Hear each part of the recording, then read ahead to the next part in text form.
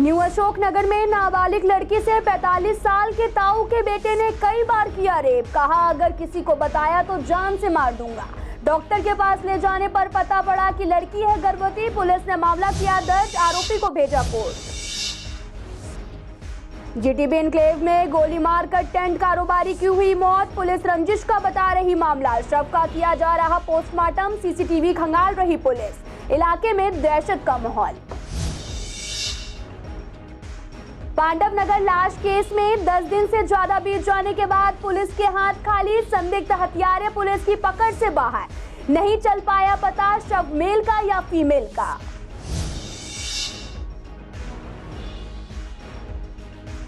मधुविहार में पुलिस ने बाइक सवार युवक को मारा धक्का। सीसीटीवी वीडियो आया सामने। युवक को पिटाई के बाद जेल भेजा। परिवार वालों ने पुलिस पर जताया गुस्सा।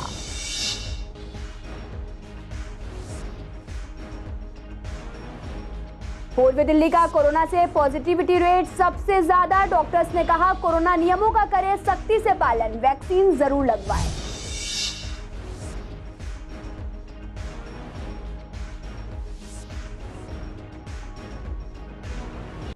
नमस्कार, मैं आपके साथ अंकिता पाल। आप सभी का पूर्वी दिल्ली खास में एक बार फिर से स्वागत है। रुक करते हैं खबरों की तरफ।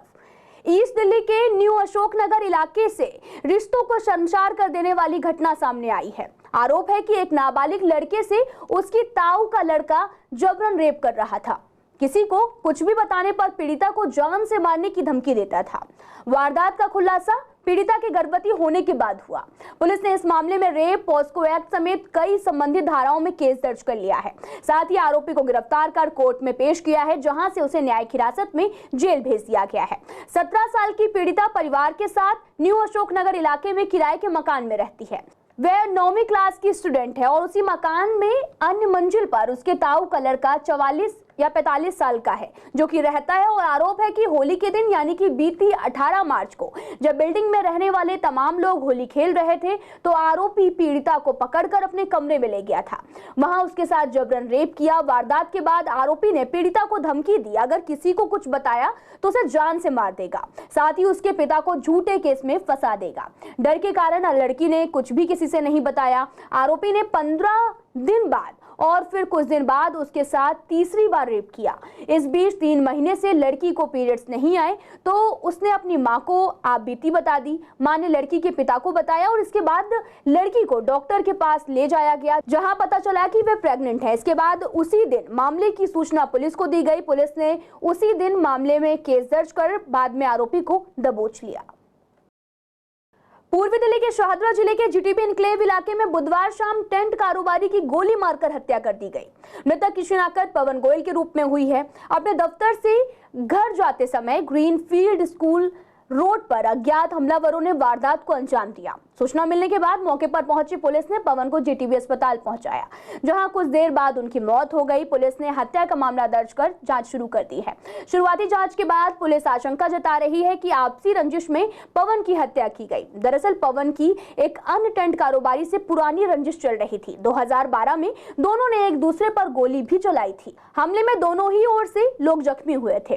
पुलिस घटनास्थल के पास लगे सीसीटीवी कैमरों की मदद से हत्यारों की पहचान करने का प्रयास कर रही है। पुलिस के मुताबिक पवन गोयल अपने परिवार के साथ नन्नगरी इलाके में रहता था। इसके परिवार में पत्नी, 2 बच्चे, मां और अन्य सदस्य हैं। पवन का जीटीबी एनक्लेव डीडीए जनता फ्लैट में टेंट का कारोबार था। बुधवार शाम को ये अपने दफ्तर से घर के लिए निकले थे तो अज्ञात कार सवार हमलावरों ने इनकी गोली मारकर हत्या कर दी। पुलिस ने शव को कब्जे में लेकर मोर्चरी में भेज दिया है और शुरुआती जांच के बाद पुलिस को पता चला कि एक अन्य टेंट कारोबारी प्रेम साहू से इनकी रंजिश चल रही थी। दोनों के बीच जनवरी 2012 में एक दूसरे पर फायरिंग हुई थी और इसके प्रेम का भाई रिंकू गोली लगने से जख्मी हो गया था। उसका पैर भी काटना पड़ा था। इसके अलावा खुद पवन भी गंभीर रूप से जख्मी था। उसके बाद से वह 3 पहियों के स्कूटर पर ही चलता था। पुलिस आशंका जता रही कि हमले में प्रेम साहू का हाथ हो सकता है। पुलिस पूरे मामले की जांच कर रही। पवन गोयल है, 45 ईयर्स ओल्ड है। इनको हॉस्पिटल जीटीबी हॉस्पिटल में इनको एडमिट कराया है एक पासर भाई ने विथ बुलेट इंजरी। बता रहे 5 बजे के आसपास का इंसिडेंट है। जैसे इतला मिला जो हमारा पुलिस टीम ने हॉस्पिटल पहुंचा, मौके पे भी पहुंचा। मौके पर पहुंच के वो अपने सीना फ्रेम को सिक्योर किए। बाकी डॉक्टर से इंटरेक्ट किया, पता चला 3 बुलेट इंजरी पता चला है। बाकी मौके से भी हमने फॉरेंसिक टीम को बुला के हमने सर्च किए हैं, 3 काली केस मिला है, उसको भी हमने रिकवर करके बाकी इन्वेस्टिगेशन कर रहे हैं। मोटिव क्या है अभी इतना क्लियर नहीं है। एक्चुअली क्या है, वो दूध लेने निकले थे, कल थोड़ा लेट निकले थे। वैसे तो 4 सवा 4 बजे दूध लेने निकल जाते हैं जी। कल कोई ऐसे कोई 5 सवा 5 बजे करीब जैसे दूध लेने निकले तो वहाँ ये यमुना स्पोर्ट्स कॉम्प्लेक्स पड़ता है एक जी जनता फ्लैट का, बैरिकेड लगे हुए थे वहाँ पे। जी। तो कल पुलिस थी नहीं वहाँ पे, एकदम हमलावर आए, गाड़ी में से 5-6 जने उतरे, अंधाधुंध उन पर गोलियाँ चलानी चालू कर दी।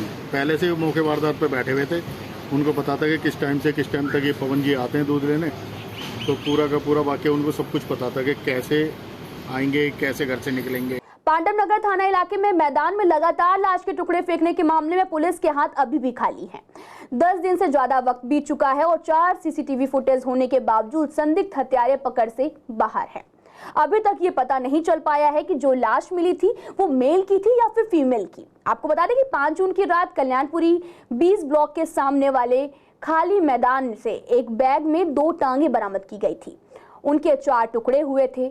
मंगलवार को ठंडा सिर पड़ा हुआ मिला था, जबकि बुधवार को हाथ का एक टुकड़ा मिला था। लाश के बाकी हिस्से मिलने और मृतक की पहचान होने तक पोस्टमार्टम नहीं हो सका। जहां लाश के टुकड़े फेंके गए वो मैदान साइबर पुलिस स्टेशन के ठीक पीछे और पार की बाउंड्री पर पुलिस की एक चौकी भी है। पूर्वी दिल्ली के मधु विहार थाना इलाके में पुलिस ने बाइक सवार युवकों को चलती बाइक से धक्का मारकर सड़क पर गिराकर पिटाई की। आपको बता दें कि एक सीसीटीवी फुटेज सामने आया है जिसमें पिटाई के बाद युवकों को जेल भेज दिया गया है। पुलिस ने इस पर एफआईआर दर्ज कर ली है। परिवार वालों का आरोप है कि पुलिस ने जो किया वो गलत किया, धक्का देने की जरूरत नहीं थी। दिल्ली में कोरोना फिर से पैर पसारने लगा है। लगातार बढ़ रहे केस लोगों को प्रशासन के लिए चिंता का विषय बने हुए हैं। पूर्वी दिल्ली की पॉजिटिविटी रेट सबसे ज्यादा 7% है। सीसीएन के रिपोर्टर अहरार चौधरी ने पूर्वी दिल्ली के वरिष्ठ डॉक्टर से इस पर बात। उन्होंने कहा कि सभी लोगों को कोरोना को लेकर सचेत रहना चाहिए, कोरोना नियमों का सख्ती से पालन करना चाहिए। लोगों की लापरवाही की वजह से कोरोना के केस लगातार बढ़ रहे हैं। हालांकि अस्पतालों में अभी मरीज एडमिट ज्यादा नहीं है, हल्के सिम्टम्स लोगों में नजर आ रहे हैं। कोविड के केसेस अब तो एक्सपोनेंशियली इंक्रीज हो रहे हैं। अगर आप दिल्ली की बात करें तो परसों 600 थे, फिर 1100 हो गए, फिर 1300 हो गए। तो यानी कि केसेस लगातार अपवर्ड ट्रेंड के अंदर हैं। अब सबसे बड़ा कारण इसमें यह है कि हम लोगों ने जो एहतियात ले रहे थे वो छोड़ दी, ख़त्म कर दी। बिना मास्क के घूम रहे हैं, शादियां, ब्याह, फंक्शन मोटे मोटे लेवल पे हो रहे हैं। लेकिन सबसे महत्वपूर्ण बात है कि अगर आप इसको पूरा स्टडी करें तो पूरी दिल्ली के अंदर नंबर ऑफ एडमिशन्स हॉस्पिटल के अंदर दाखिले वाले लोग बहुत कम हैं। अधिकतर लोग घर पे ही ठीक हो रहे हैं और साथ के साथ डेथ जो है वो जैसे पिछले 24 घंटों में एक भी नहीं हुई, 2 दिन पहले 2 ही थी, तो उसको देखते हुए डेथ भी ज़्यादा नहीं हो रही। महत्वपूर्ण इसके अंदर हमें सोचना ये होगा कि हमें प्रिकॉशन लेनी है।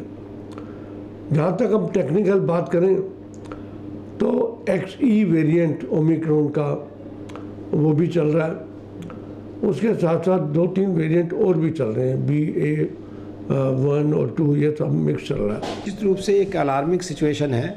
7% करीब पॉजिटिविटी रेट है, मतलब जितने टेस्ट हो रहे हैं उनमें 7% करीब पॉजिटिव आ रहे हैं, जो कि 1000 से ऊपर कल केसेस एकदम बढ़े हैं। तो हमको बहुत ज़्यादा अलर्ट रहने की ज़रूरत है और इसका कारण भी हमें जानना ज़रूरी है। इसका कारण ये है कि करीब नया एक वेरिएंट का उम्मीद हो रही है, BA.2 या एक हाइब्रिड वेरिएंट की एक लग रहा है, जो ओमिक्रॉन और डेल्टा के मिक्सचर से बनता है। तो इसीलिए शायद ये नए वेरिएंट आने लगे, क्योंकि इस पर वैक्सीन जिनको लगी है और या जिनको पहले इन्फेक्शन हो गया है उनको भी ये कोरोना हो सकता है। तो इसीलिए, लेकिन एक अच्छी बात ये है कि टोटल जो 1912 करीब एक्टिव केस हैं आज दिल्ली में, उसमें करीब 10% ही ICU पर में है या वेंटिलेटर पे है। कोरोना कोरोना के केस दिल्ली में फिर से 1000 से ज्यादा आने लगे। हमने पूर्वी दिल्ली में हो रहे वैक्सीनेशन को लेकर डॉक्टर से बात की तो उन्होंने बताया कि पूर्वी दिल्ली में वैक्सीन की पहली डोज का 105% लोगों को लग चुकी है। वहीं वैक्सीन की दूसरी डोज भी 93% लोगों को लग चुकी है। डॉक्टर गौतम का कहना है कि सभी लोगों को कोरोना डोज लगवानी चाहिए, जिससे कोरोना के संक्रमण को कम किया जा सके और बीमारी से बचा जा सके। पहले डोज जो है लोगों ने डर में लगा दी, सेकंड डोज और थर्ड डोज लोगों ने बहुत कम लगाई है, तो ये लगाना बहुत ज़्यादा ज़रूरी है। हम देख रहे हैं कि जो लोग अच्छे से वैक्सीनेटेड हैं उनके अंदर एंटीबॉडीज़ अच्छी हैं और उनके अंदर जो है कोविड बहुत हल्के में आके ख़त्म हो रहा है। मगर जो लोग वैक्सीनेटेड नहीं हैं उनको हॉस्पिटलाइजेशन की भी ज़रूरत पड़ रही है और जिनको कोमॉर्बिडिटीज़ है उनकी तबीयत काफ़ी ज़्यादा ख़राब हो रही है। इसलिए मैं रिक्वेस्ट करूंगा आप सभी लोगों से कि कोविड की वैक्सीनेशन जो है वो कंप्लीट लगाएं। देखिए, कोरोना के जो अलग अलग वेरिएंट्स आ रहे हैं उसके बावजूद उसका जो बेसिक स्ट्रक्चर है वो सेम है। उसके बाहर के जो प्रोटीन्स हैं, जो उसके एक्शन करने का जो ज़रिया है, जो उसके रिसेप्टर्स हैं वो सेम है और जो वैक्सीन है वो उन रिसेप्टर्स के अगेंस्ट है। तो कहीं ना कहीं वैक्सीन जो है वो डेफिनेटली हेल्प करती है हमारे को कोविड से बचने के लिए। और ऐसे समय के अंदर जब कोविड जो है वो धीरे धीरे अपने जो है वो पैर दोबारा पसार रहा है तो हमारे को दोबारा केयरफुल होने की ज़रूरत है। मास्क लगाना बहुत ज़्यादा ज़रूरी है। आज बाहर जाए तो लोग जो है वो बिल्कुल मास्क को भूल चुके हैं, ये गलत चीज़ है। मास्क जो है वो पूरी तरह से लगा के रखें। टमाटर सब्जियों का राजा है, लगभग हर सब्जियों में टमाटर पड़ता है, लेकिन बढ़ रहे टमाटर के रेट से महिलाओं का किचन का बजट भी बिगड़ गया है। टमाटर बाजारों में 50 से 60 रुपए किलो बिक रहा। महिलाओं का कहना है कि पहले के मुकाबले अब टमाटर को कम खरीद रहे हैं। सरकार को बढ़ रही महंगाई को रोकना चाहिए। जब हम देखते हैं कि टमाटर महंगा हो गया तो बट नेचुरल है कि मतलब महिलाएं जो हैं काफ़ी घबरा गई हैं, क्योंकि सब्जी में बिना टमाटर के टेस्ट नहीं आता। महिलाएं जो हैं वो कोशिश ये कर रही हैं कि किस तरीके से हम सस्ते से सस्ता टमाटर खरीदें, लेकिन इसके रेट कहीं नीचे आने को हो ही नहीं रहे। आज टमाटर महंगा हो रहा है, धीरे धीरे और सब्जियां भी महंगी होंगी और घर को चलाना बहुत ही मुश्किल हो रहा है। ऐसे कौन सी सब्जी है जिसमें नहीं टमाटर डलता, और हर सब्जी में टमाटर डलता है। और आपको पता है महंगाई कितनी है। महंगाई के हिसाब से टमाटर अगर 50 रुपये किलो है तो कितने 1 किलो टमाटर कितने दिन चलता है? 2 दिन 3 दिन।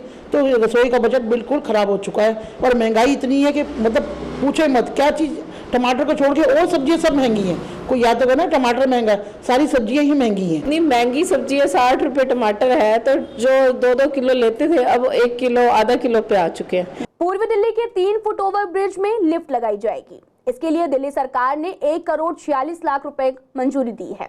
विश्वास नगर, हसनपुर, रामप्रस्थ में लिफ्ट लगाई जाएगी और ये काम लोक निर्माण विभाग करेगा। इस पर सीसीएन की रिपोर्टर वंदना ने पूर्वी दिल्ली के लोगों को और साथ ही आरडब्ल्यूए मेंबर से बात की तो उनका कहना है कि दिल्ली सरकार पहले फुट ओवर ब्रिज के बदहाल हालातों को ठीक कराए। शेड टूटे पड़े हैं, गंदगी रहती है। लिफ्ट की देखरेख के लिए गार्ड को तैनात करें, वरना इस पर पैसा खर्च करना बर्बाद है। लिफ्ट लगने से बुजुर्गों को आने जाने में परेशानियां नहीं होंगी। इससे बहुत फायदा होगा कि एक रोड क्रॉस करने में बड़ी दिक्कत आ रही है। कभी कोई एक्सीडेंट हो जाए, कभी बच्चे भी जाते हैं, वो भी जाते हैं, और ये जो है वो बिना मतलब का कोई मतलब काम नहीं कर रहा है कि वो तो इतना चढ़ भी नहीं सकता। कोई सीनियर सिटीजन तो चढ़ भी नहीं सकता। लिफ्ट बहुत जरूरी है। तो एक्सीलेटर थी तो वो चालू ही नहीं होती थी, बंद ही पड़ी थी। ये ब्रिज बनना भी सहूलत है। लिफ्ट लग जाएगी तो हर आदमी को ऊपर जाने में कोई दिक्कत नहीं होगी।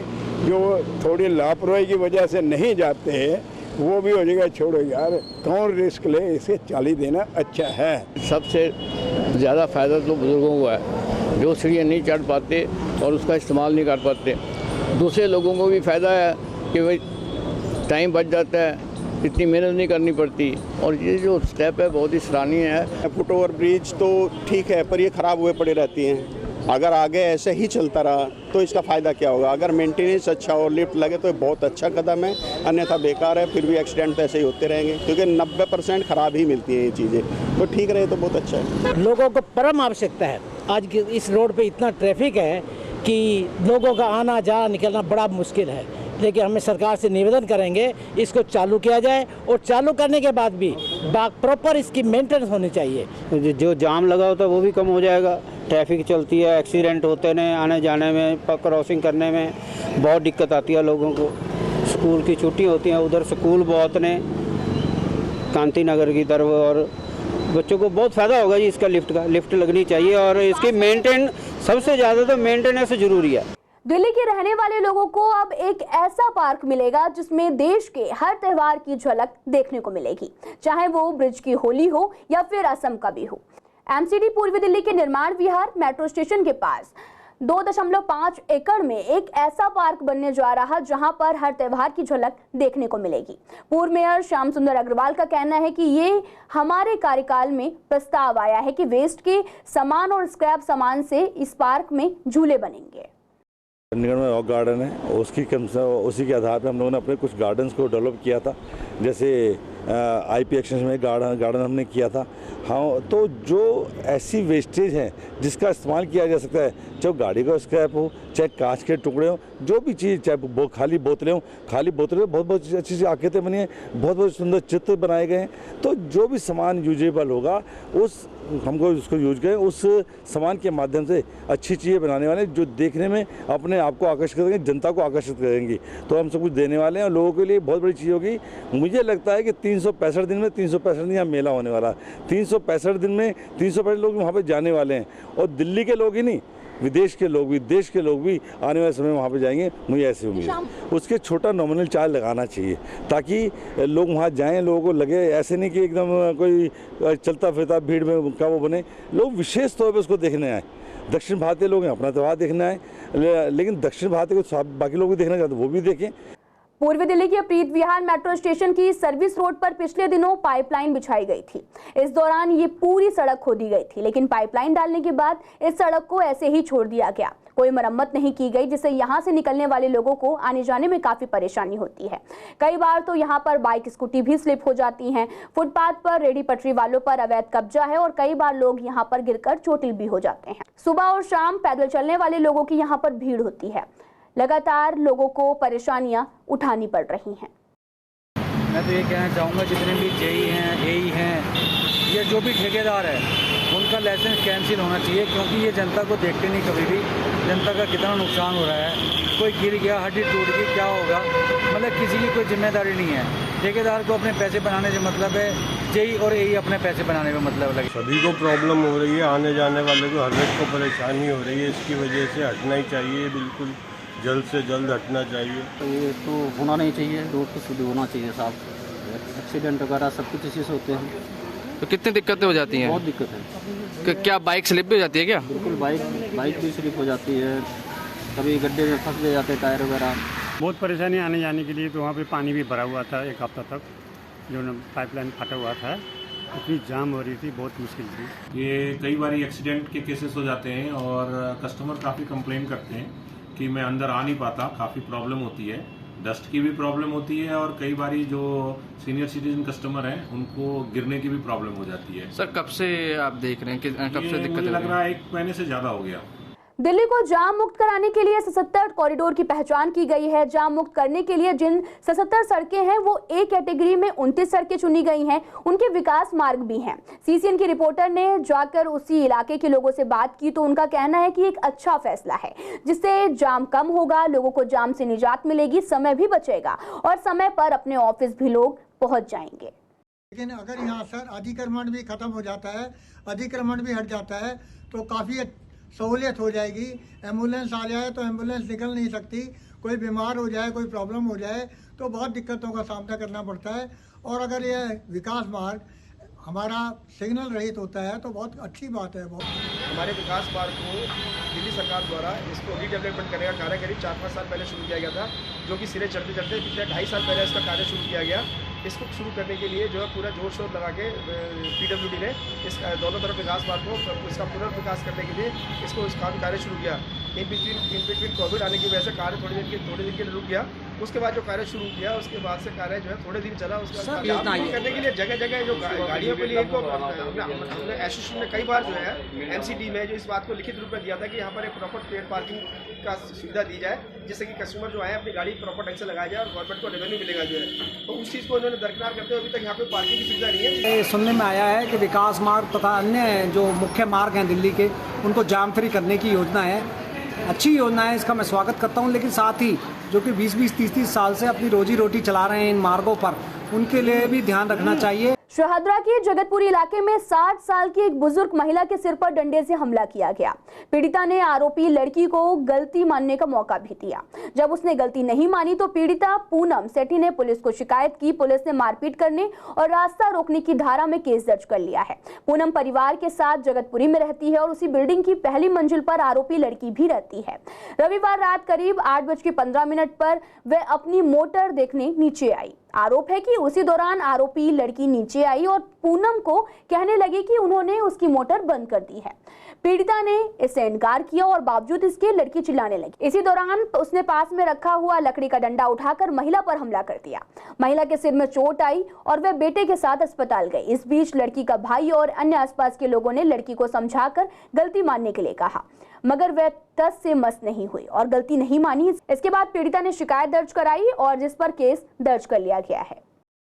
फिलहाल पूर्वी दिल्ली खास में आज के लिए इतना ही। तमाम खबरों के लिए आप देखते रहिए CCN लाइव।